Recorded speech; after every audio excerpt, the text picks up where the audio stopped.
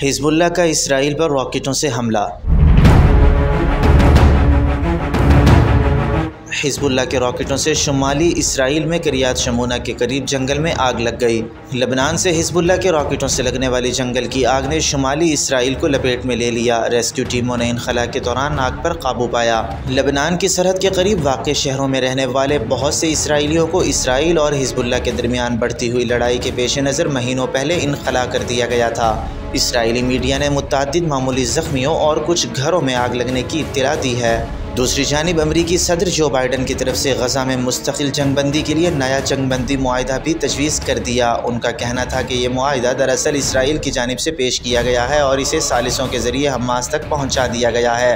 अमरीकी सदर जो बाइडन ने कहा कि वक्त आ गया है कि ये जंग ख़त्म हो। उन्होंने हमास पर जोर दिया है कि वो गज़ा तनाज़े के ख़ात्मे के लिए इसराइल की नई तजवीज़ कबूल कर ले।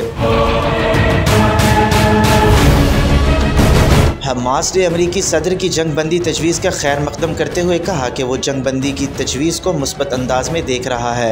इससे 8 माह से जारी जंग रुकने की उम्मीद पैदा होती है, जिसमें 36,000 से ज़्यादा फ़लस्तीनी शहीद हुए हैं, जिनमें ज़्यादातर बच्चे और ख़वातीन शामिल हैं। याद रहे, फ़लस्तीन के हक़ में इसराइल मुखालिफ एहतजाज और मुजाहिरों की तादाद में दिन ब दिन इजाफा होता जा रहा है। तिल अबीब में होने वाले एहतजाज में लाखों अफराद ने शिरकत की और यरगमालियों की आज़ादी का मुतालबा किया। पुलिस ने मुजाहिरीन को मुंतशिर कर दिया।